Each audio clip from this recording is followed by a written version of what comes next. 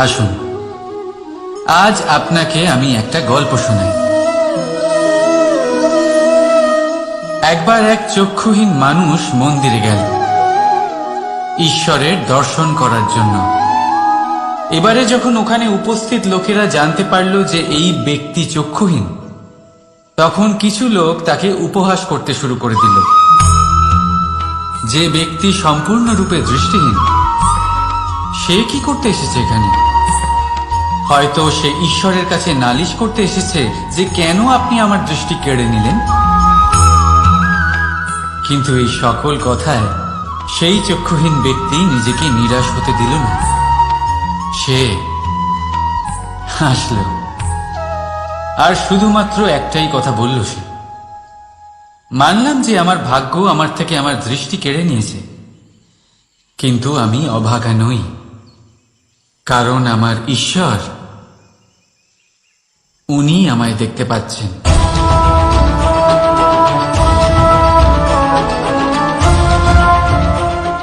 তাই মনে রাখবেন, দৃষ্টি নয়, দৃষ্টিভঙ্গি আবশ্যক। যদি আপনার দৃষ্টিভঙ্গি শুভ হয়, তাহলে অশুভর মধ্যেও আপনি শুভ দেখতে পাবেন। আর মন প্রসন্ন হয়ে বলবে, রাধা রাধা। পরীক্ষা এমন এক ব্যবস্থা যেখানে আমাকে, আপনাকে, সকলকে কখনো না কখনো অংশগ্রহণ করতেই হয়। মনে করুন নিজের বাল্যকাল। আপনি পরীক্ষা দিতে বসেছেন। তাদের মধ্যে কিছু বালক এমন হয় যারা সারা বছর পরিশ্রম করে, পড়াশোনা করে, মন দিয়ে পরীক্ষা দেয়। কিন্তু কিছু বালক এমন হয় যারা নিজের আশেপাশে বসে থাকা বালকদের নকল করে আর পরীক্ষায় কৃতকার্যও হয়ে যায়। খুব খারাপ লাগে এটা ভেবে যে কেউ বিনা পরিশ্রমে পরীক্ষায় কৃতকার্য কি করে হতে পারে। কিন্তু মনে রাখবেন, যারা নকল করেন তারা পরীক্ষায় কৃতকার্য অবশ্যই হয়ে যায়, কিন্তু সফল না। কারণ আমরা এক বিশেষ কথা ভুলে যাই, যে প্রত্যেক মানুষের ব্যক্তিত্ব আলাদা হয়। আপনি অন্যদের নকল করে নিজের জীবন অতিবাহিত করতেই পারেন,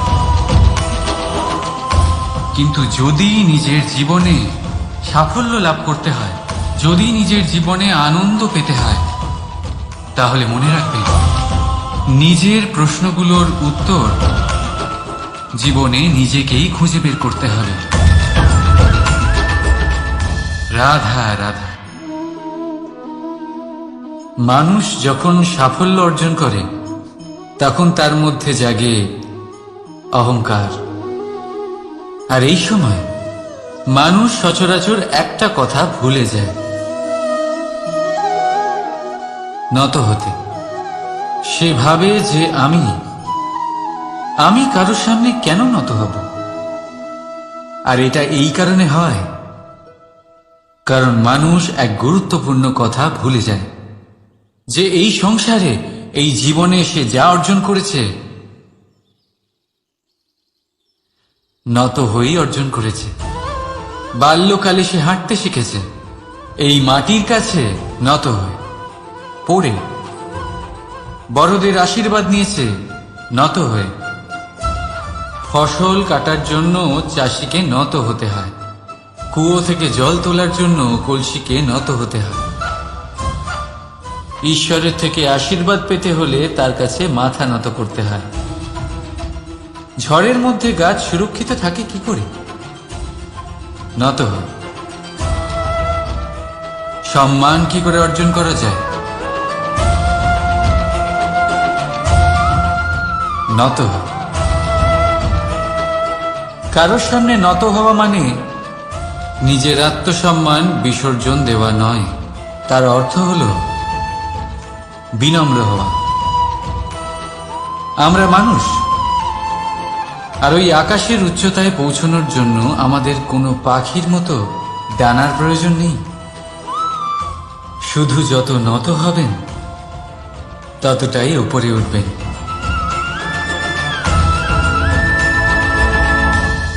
রাধা রাধা, আপনি এই সংসারে এমন অনেক মানুষ চেনেন যারা অত্যন্ত স্বার্থপর, যারা শুধুমাত্র প্রয়োজন পড়লেই আপনার কথা মনে করে। তাছাড়া বহু বছর তাদের দেখাই পাওয়া যায় না, কিন্তু যখনই তাদের আপনার সাহায্যের প্রয়োজন পড়ে হাত জোর করে আপনার সামনে এসে উপস্থিত হয়। বড়ই রাগ হয় এদের ওপরে, মন ভারী হয়ে ওঠে। মন এই কথাই বলে যে এই ব্যক্তির সাহায্য করা উচিত নয়, কিন্তু আপনি এরকম কখনোই করবেন না। আপনি বলবেন, কেন বলছি আমি এই কথা? মনে রাখবেন, আলোর খোঁজ মানুষ শুধুমাত্র তখনই করে যখন অন্ধকার গভীরতর হয়। তাকে স্বার্থপর ভেবে নিজের মনকে বিচলিত করবেন না। নিজেকে আলো মনে করে আনন্দে থাকুন। ভাগ্যবান মনে করুন নিজেকে, যে কারোর বিপদের সময় তার আপনার কথা মনে পড়েছে, যে আপনি এই সংসারে কাউকে সাহায্য করার যোগ্যতা রাখেন। এই জীবনে কেউ স্বার্থপর বলে নিজের দৃষ্টিভঙ্গি কখনোই পাল্টাবেন না। শুধুই নজর রাখুন নিজের পরমার্থের ওপরে। মন প্রসন্ন হয়ে বলবে, রাধা রাধা। কখনো কোনো পাখিকে দেখেছেন? যখন তারা ডিম পাড়তে প্রস্তুত হয় তখন তারা সবচেয়ে আগে একটা স্থান খোঁজে, একটা স্থান যা বর্ষা, রৌদ্র আর শত্রুর থেকে সুরক্ষিত হয়। তারপর তারা বাসা তৈরি করে, তারপরেই ডিম পাড়ে। আর তারপর যখন সেই ডিম ফুটে তার সন্তানদের জন্ম হয়, সে তাদের খাবার খাওয়ায়, তাদের রক্ষণাবেক্ষণ করে। কিন্তু যখন তাদের ডানা গজায়, তখন না সে তাদের খাবার দেয় আর না তাদের বাসা বানাতে শেখায়। শুধুমাত্র তাদের উড়তে শেখায় সে। তারপর সেই বাচ্চারা আকাশে উড়তে শিখে নিজেরাই নিজেদের খাবার জোগাড় করতে শিখে যায়, নিজেরাই নিজেদের বাসা বানাতে শিখে যায়। আর আমরা মানুষেরা কি করি?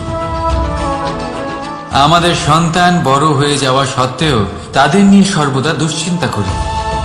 তার জন্য আমরা গৃহ নির্মাণের চেষ্টা করি। নিজের সন্তানকে আরো শক্তিশালী করে গড়ে তোলার বদলে তাকে আমরা দুর্বল করে দিই। জীবনে সেটাই করুন যা একটা পাখি করে।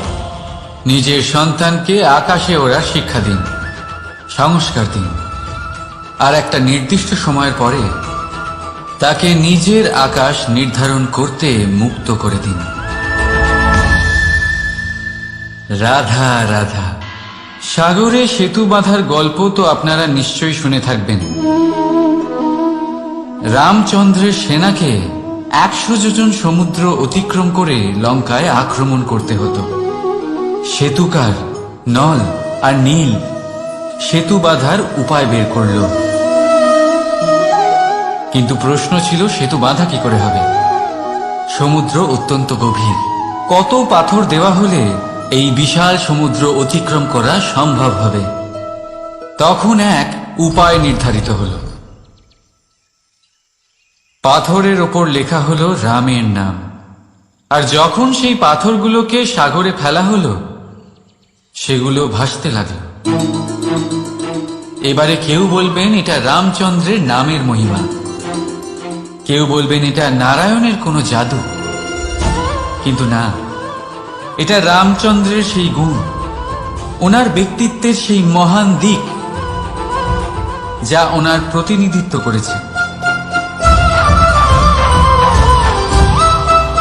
তাই সেই পাথরও সাগরে ভেসে ওঠে।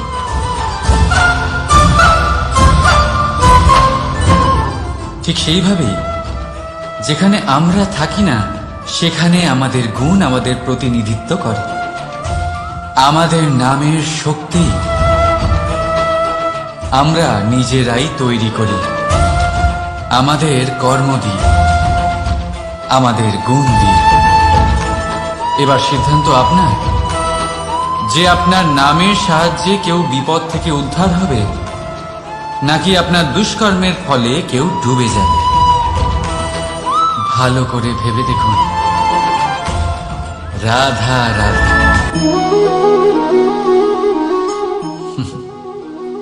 এবারে আপনারা ভাবছেন যে আমি এত একাগ্রতার সাথে এই পিঁপড়েকে কেন দেখছি।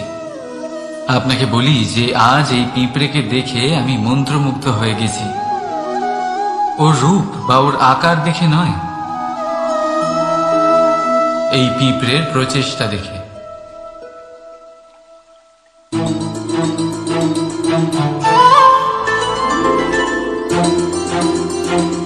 আপনি জানেন, অজস্র পরিশ্রমের পরেই পিঁপড়ে তার নিজের একটা ছোট বাড়ি বানাতে পারে, যা অন্য প্রাণীদের জন্য অত্যন্ত সহজ ব্যাপার। তাই পিঁপড়ের জন্য তার জীবনের সবচেয়ে বড় ঘটনা, সবচেয়ে বড় সাফল্য তার। ভবিষ্যতে এই পিঁপড়ে থাকুক বা না থাকুক, তাদের বানানো বাড়ি বহু বছর অবধি টিকে থাকে। জীবনে সাফল্যের সাথেও ঠিক এমনটাই ঘটে। আপনি একদিনে সাফল্য লাভ করতে পারবেন না, কিন্তু যদি আপনি প্রতিদিন চেষ্টা করতে থাকেন, তবে একদিন আপনি অবশ্যই সাফল্য লাভ করবেন। মনে রাখবেন, ভাগ্যের দ্বার তাদের জন্য উন্মুক্ত হয় না যারা হার মেনে নেয়। ভাগ্য তার দ্বার তাদের জন্যই খোলে যারা বসে না থেকে প্রয়াস করে সেই দরজার কড়া নাড়াতে। তাই প্রয়াস করতে থাকুন। সাফল্য অবশ্যই একদিন না একদিন আপনার কাছে আসবেই। রাধা রাধা। এই তালাটা দেখতে পাচ্ছেন আপনি? এই তালাকে ভেঙেও খুলে দেওয়া যায়, আবার ভালোবেসেও খুলে দেওয়া যায়। অর্থাৎ এই তালাটা আপনি এই চাবির দ্বারাও খুলে দিতে পারেন, এই হাতুড়ি দিয়েও খুলে দিতে পারেন। কিন্তু এই খোলাতে তফাৎ আছে। যদি তালা খোলার জন্য আপনি সেটা ভেঙে ফেলেন, তাহলে তা পরের বার আর কাজে লাগবে না। কিন্তু যদি এটা আপনি চাবির দ্বারা খোলেন, তাহলে তা চিরকাল কাজে লাগবে। আমাদের জীবনে সম্পর্কগুলো কিছুটা এরকমই হয়। আমাদের জীবনের আনন্দরূপী ধন রক্ষা করে এই সম্পর্ক, কিন্তু ভালোবেসে। যদি ক্রোধের দ্বারা এই সম্পর্ক রক্ষা করা হয়, তাহলে পরে তা কোনো কাজে আসে না। তাই সম্পর্ক সবসময় প্রেমের চাবি দিয়ে খুলুন, কারণ প্রতিবার নতুন তালা আপনি ব্যবহার করতেই পারেন, নতুন সম্পর্ক গড়তে পারবেন না। রাধা রাধা। জীবন কি? এই জীবন আমরা জন্ম নিই, বড় হয়ে উঠি, আমাদের মা বাবা আমাদের পালন করেন, তারপর তাদের অর্থ দিয়ে আমাদের বাল্যকাল কাটে। আমরা আরো বড় হই, বিবাহ বন্ধনে আবদ্ধ হই, আমাদেরও সন্তান হয়, আমরা তাদের পালন করি, তারপর আমরা বৃদ্ধ হই, আর একদিন এই সংসার ছেড়ে আমরা সকলে চলে যাই। এটাই কি জীবন? আপনার মনে এই প্রশ্ন হয়তো অনেকবার জেগেছে, তাই না? এবার একটু জলের যাত্রাপথ লক্ষ্য করুন।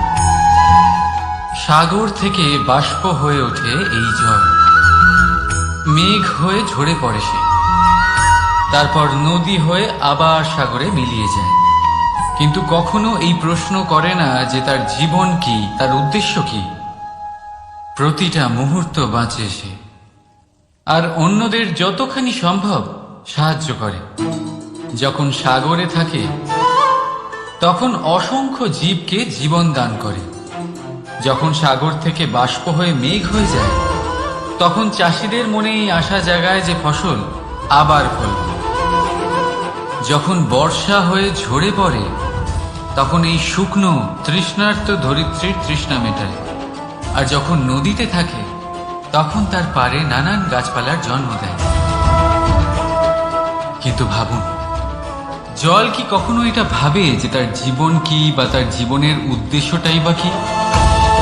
না, সে শুধু নিজের ধর্ম পালন করে যায় আর যতটা সম্ভব সবাইকে আনন্দ প্রদান করতে থাকে।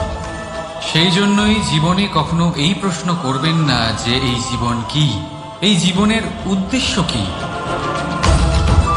শুধু এই জীবন বাঁচুন আর যতটা সম্ভব সবাইকে আনন্দ প্রদান করুন। মন প্রসন্ন হয়ে বলবে রাধা রাধা। কখনো বৃষ্টির জন্য হওয়া কাদার মধ্যে দিয়ে আপনি নিজের বাড়ি ফিরেছেন? পাদুকা পরার জন্য আপনি ওই কাদা থেকে অবশ্যই বেঁচে যান, কিন্তু সেই পাদুকা থেকে আগত নোংরা কাদার ছিটে আপনার বস্ত্রকে ময়লা করেই দেয়। কিন্তু তাও সেই ছিটের জন্য আপনার বস্ত্র ময়লা হয়ে যাবে, সেই জন্য আপনি পাদুকা পরা ছেড়ে দেন না। ঠিক সেইভাবেই জীবনে এমন কিছু মানুষও আসেন যারা পাদুকার মতো হন, যারা আপনাকে কাদার থেকে বাঁচিয়ে নেন, কিন্তু বস্ত্ররূপী আপনার মনের উপরে আশঙ্কার দাগ ছেড়ে যান। এইসব মানুষের জন্য নিজের মন ছোট করার কোনো প্রয়োজন নেই। প্রয়োজন আছে শুধু এটা ভাবার যে আপনি নিজের পা কাদার থেকে বাঁচাবেন নাকি আপনার বস্ত্র। জীবনে গম্ভীর হওয়া ভালো কথা, কিন্তু সমস্ত বিষয় যদি গম্ভীরভাবে ভাবতে থাকেন তাহলে জীবনের আনন্দটাই শেষ হয়ে যাবে। এই সংসার অস্থায়ী, এখানে এমন কিছুই নেই যা চিরকাল জীবিত থাকবে। তাই যতক্ষণ এই জীবন আছে সন্তুষ্টি আর আনন্দ নিয়ে বাঁচুন। নিজের উপর আগত কাদার ছিটের দিকে মন দেবেন না, শুধু আনন্দ বিতরণ করুন। মন প্রসন্ন হয়ে বলবে রাধা রাধা। আসুন আজ আপনাকে আমি একটা গল্প শোনাই। একবার এক চক্ষুহীন মানুষ মন্দিরে গেল ঈশ্বরের দর্শন করার জন্য। এবারে যখন ওখানে উপস্থিত লোকেরা জানতে পারল যে এই ব্যক্তি চক্ষুহীন, তখন কিছু লোক তাকে উপহাস করতে শুরু করে দিল। যে ব্যক্তি সম্পূর্ণরূপে দৃষ্টিহীন, সে কি করতে এসেছে এখানে? হয়তো সে ঈশ্বরের কাছে নালিশ করতে এসেছে যে কেন আপনি আমার দৃষ্টি কেড়ে নিলেন। কিন্তু এই সকল কথায় সেই চক্ষুহীন ব্যক্তি নিজেকে নিরাশ হতে দিল না। সে হাসল আর শুধুমাত্র একটাই কথা বলল সে, মানলাম যে আমার ভাগ্য আমার থেকে আমার দৃষ্টি কেড়ে নিয়েছে, কিন্তু আমি অভাগা নই, কারণ আমার ঈশ্বর উনি আমায় দেখতে পাচ্ছেন।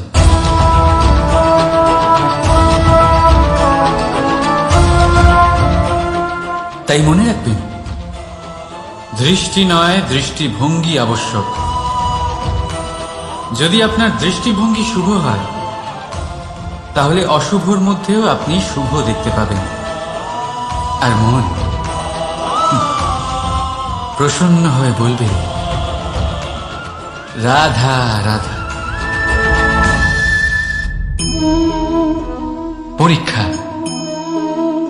এমন এক ব্যবস্থা যেখানে আমাকে, আপনাকে, সকলকে কখনো না কখনো অংশগ্রহণ করতেই হয়। মনে করুন নিজের বাল্যকাল। আপনি পরীক্ষা দিতে বসেছেন। তাদের মধ্যে কিছু বালক এমন হয় যারা সারা বছর পরিশ্রম করে, পড়াশোনা করে, মন দিয়ে পরীক্ষা দেয়। কিন্তু কিছু বালক এমন হয় যারা নিজের আশেপাশে বসে থাকা বালকদের নকল করে আর পরীক্ষায় কৃতকার্যও হয়ে যায়।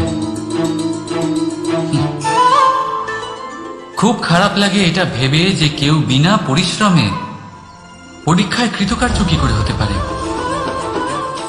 কিন্তু মনে রাখবেন, যারা নকল করেন তারা পরীক্ষায় কৃতকার্য অবশ্যই হয়ে যান, কিন্তু সফল নয়। কারণ আমরা এক বিশেষ কথা ভুলে যাই যে প্রত্যেক মানুষের ব্যক্তিত্ব আলাদা হয়। আপনি অন্যদের নকল করে নিজের জীবন অতিবাহিত করতেই পারেন, কিন্তু যদি নিজের জীবনে সাফল্য লাভ করতে হয়, যদি নিজের জীবনে আনন্দ পেতে হয়, তাহলে মনে রাখবেন নিজের প্রশ্নগুলোর উত্তর জীবনে নিজেকেই খুঁজে বের করতে হবে। রাধা রাধা। মানুষ যখন সাফল্য অর্জন করে তখন তার মধ্যে জাগে অহংকার, আর এই সময় মানুষ সচরাচর একটা কথা ভুলে যায়, নত হতে। সে ভাবে যে আমি কারোর সামনে কেন নত হব? আর এটা এই কারণে হয় কারণ মানুষ এক গুরুত্বপূর্ণ কথা ভুলে যায়, যে এই সংসারে, এই জীবনে সে যা অর্জন করেছে নত হয়েই অর্জন করেছে। বাল্যকালে সে হাঁটতে শিখেছে এই মাটির কাছে নত হয়ে, পড়ে। বড়দের আশীর্বাদ নিয়েছে নত হয়ে।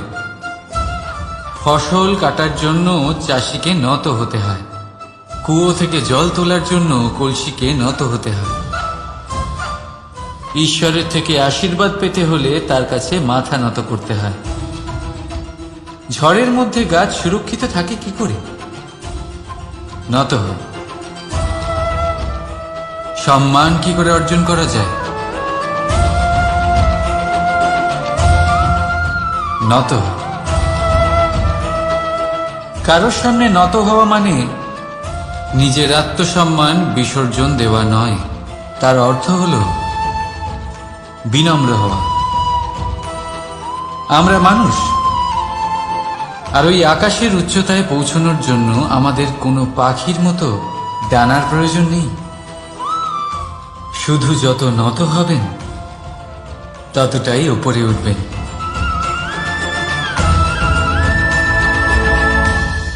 রাধা রাধা। আপনি সংসারে এমন অনেক মানুষ চেনেন যারা অত্যন্ত স্বার্থপর, যারা শুধুমাত্র প্রয়োজন পড়লেই আপনার কথা মনে করে। তাছাড়া বহু বছর তাদের দেখাই পাওয়া যায় না, কিন্তু যখনই তাদের আপনার সাহায্যের প্রয়োজন পড়ে হাত জোর করে আপনার সামনে এসে উপস্থিত হয়। বড়ই রাগ হয় এদের ওপরে, মন ভারী হয়ে ওঠে।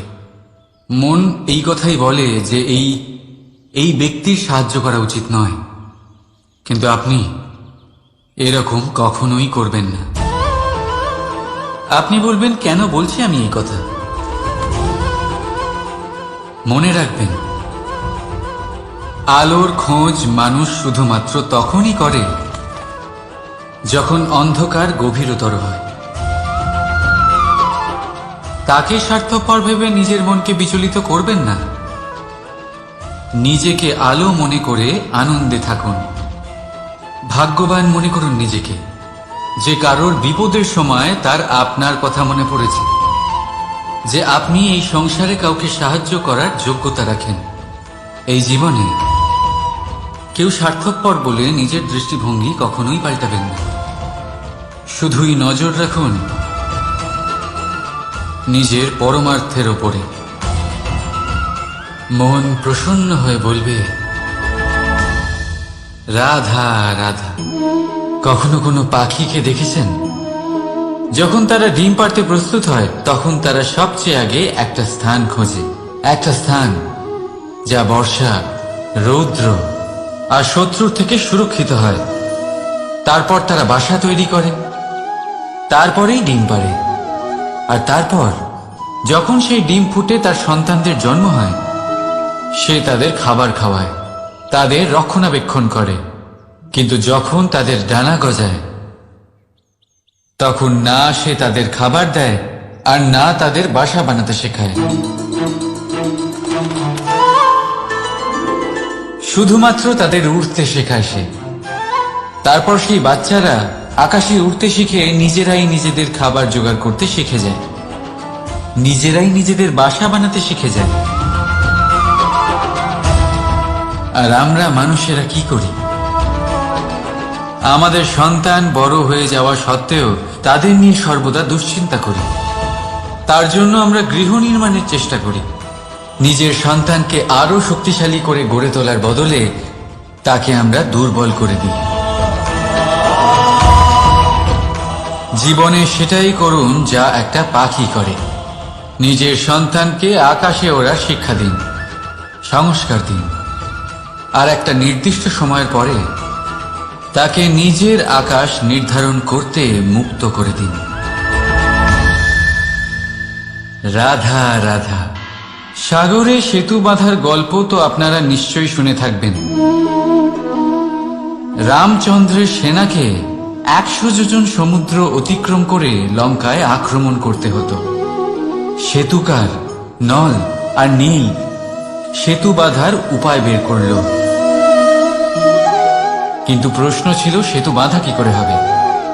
সমুদ্র অত্যন্ত গভীর, কত পাথর দেওয়া হলে এই বিশাল সমুদ্র অতিক্রম করা সম্ভব হবে? তখন এক উপায় নির্ধারিত হল। পাথরের ওপর লেখা হলো রামের নাম, আর যখন সেই পাথরগুলোকে সাগরে ফেলা হলো সেগুলো ভাসতে লাগলো। এবারে কেউ বলবেন এটা রামচন্দ্রের নামের মহিমা, কেউ বলবেন এটা নারায়ণের কোনো জাদু, কিন্তু না, এটা রামচন্দ্রের সেই গুণ, ওনার ব্যক্তিত্বের সেই মহান দিক যা ওনার প্রতিনিধিত্ব করেছে। তাই সেই পাথরও সাগরে ভেসে ওঠে।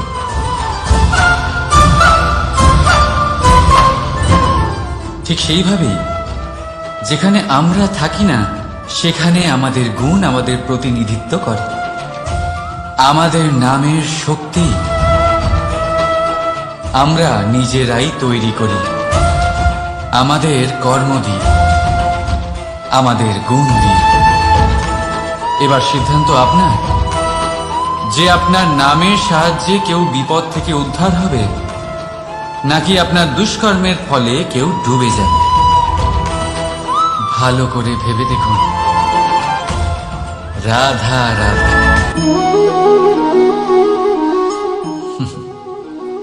এবারে আপনারা ভাবছেন যে আমি এত একাগ্রতার সাথে এই পিঁপড়েকে কেন দেখছি। আপনাকে বলি যে আজ এই পিঁপড়েকে দেখে আমি মন্ত্রমুগ্ধ হয়ে গেছি। ওর রূপ বা ওর আকার দেখে নয়, এই পিঁপড়ের প্রচেষ্টা দেখে।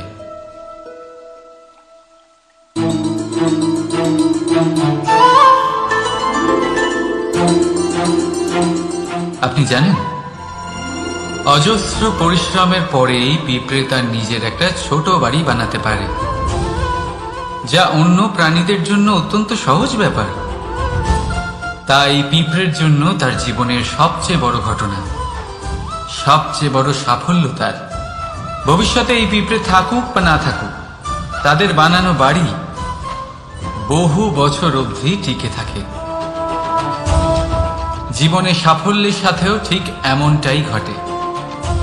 আপনি একদিনে সাফল্য লাভ করতে পারবেন না, কিন্তু যদি আপনি প্রতিদিন চেষ্টা করতে থাকেন তবে একদিন আপনি অবশ্যই সাফল্য লাভ করবেন। মনে রাখবেন, ভাগ্যের দ্বার তাদের জন্য উন্মুক্ত হয় না যারা হার মেনে নেয়।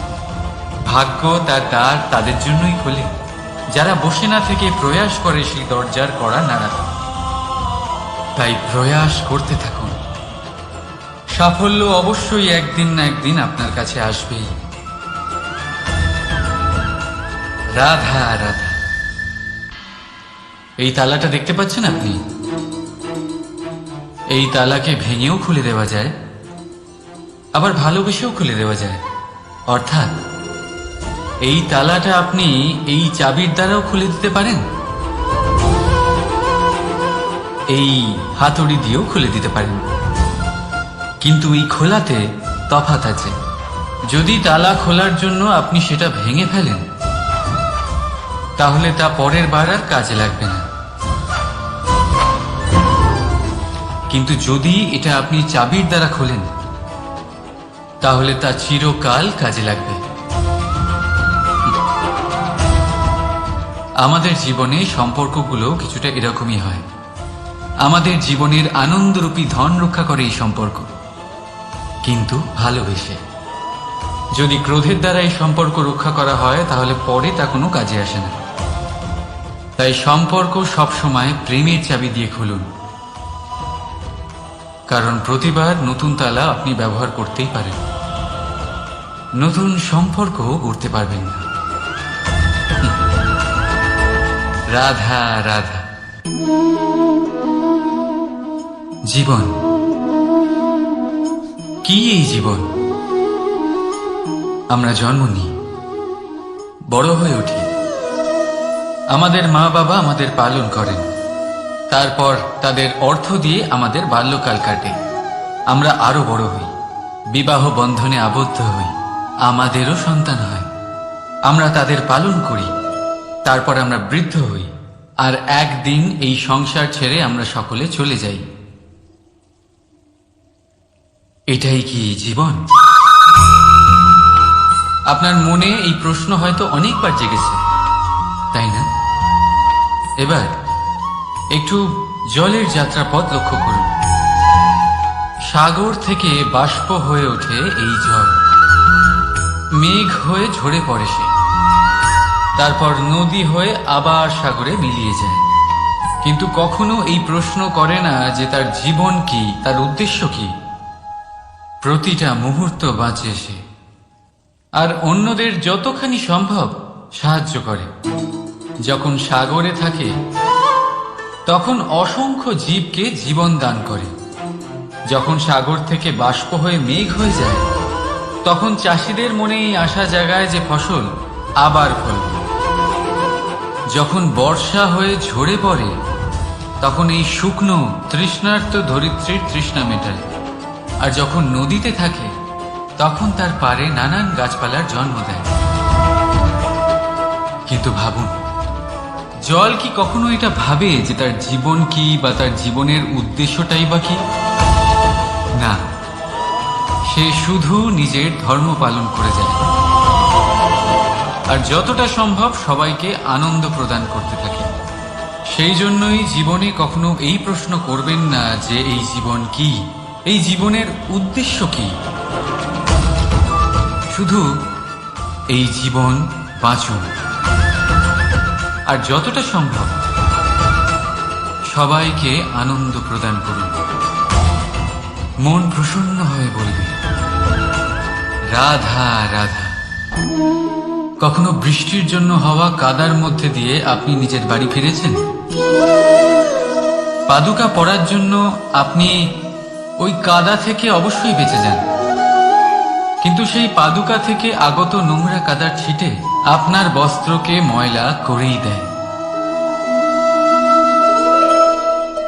কিন্তু তাও সেই ছিটের জন্য আপনার বস্ত্র ময়লা হয়ে যাবে, সেই জন্য আপনি পাদুকা পরা ছেড়ে দেন না।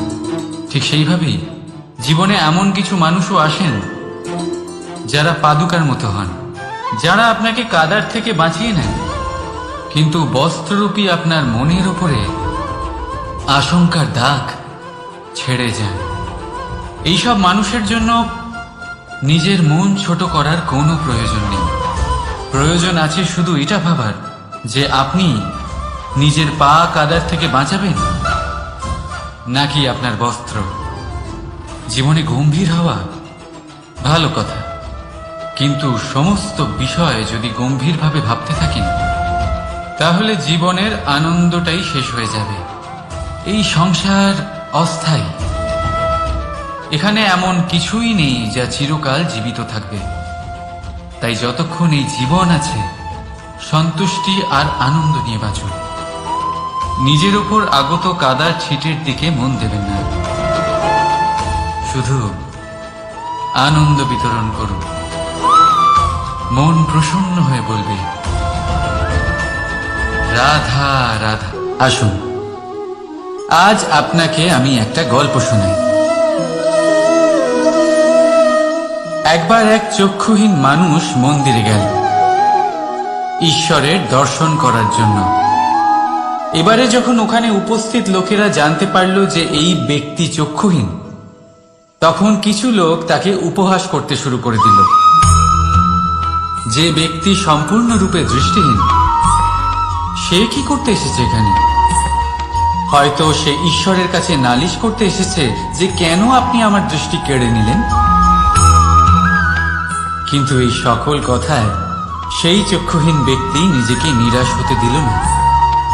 সে হাসল আর শুধুমাত্র একটাই কথা বলল সে, মানলাম যে আমার ভাগ্য আমার থেকে আমার দৃষ্টি কেড়ে নিয়েছে, কিন্তু আমি অভাগা নই, কারণ আমার ঈশ্বর উনি আমায় দেখতে পাচ্ছেন।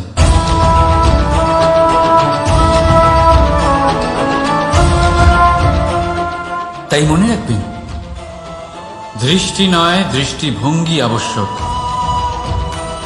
যদি আপনার দৃষ্টিভঙ্গি শুভ হয় তাহলে অশুভর মধ্যেও আপনি শুভ দেখতে পাবেন। আর মন প্রসন্ন হয়ে বলবে, রাধা রাধা। পরীক্ষা এমন এক ব্যবস্থা যেখানে আমাকে, আপনাকে, সকলকে কখনো না কখনো অংশগ্রহণ করতেই হয়। মনে করুন নিজের বাল্যকাল। আপনি পরীক্ষা দিতে বসেছেন। তাদের মধ্যে কিছু বালক এমন হয় যারা সারা বছর পরিশ্রম করে, পড়াশোনা করে, মন দিয়ে পরীক্ষা দেয়। কিন্তু কিছু বালক এমন হয় যারা নিজের আশেপাশে বসে থাকা বালকদের নকল করে আর পরীক্ষায় কৃতকার্যও হয়ে যায়। খুব খারাপ লাগে এটা ভেবে যে কেউ বিনা পরিশ্রমে পরীক্ষায় কৃতকার্য কি করে হতে পারে।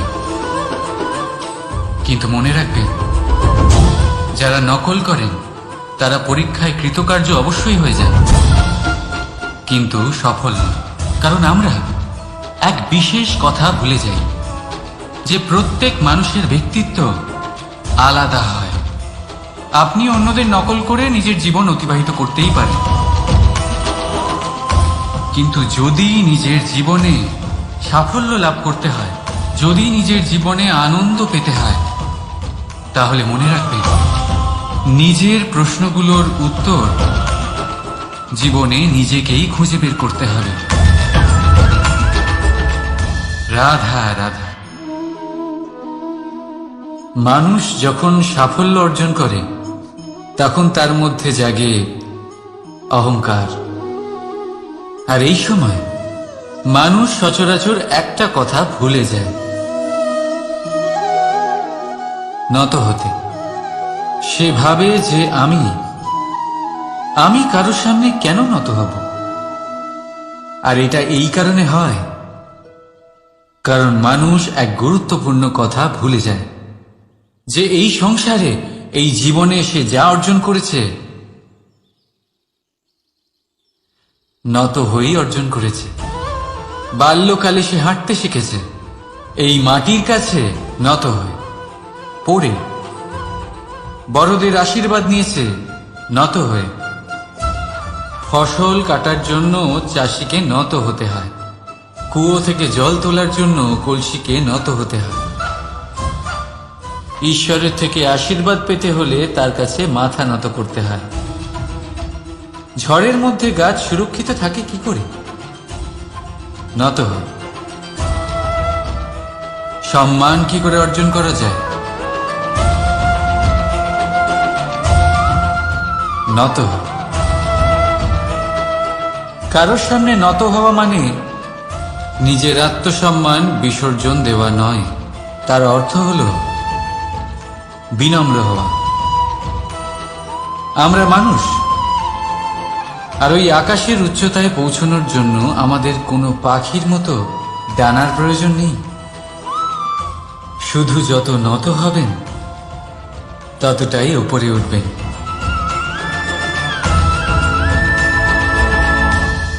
রাধা রাধা।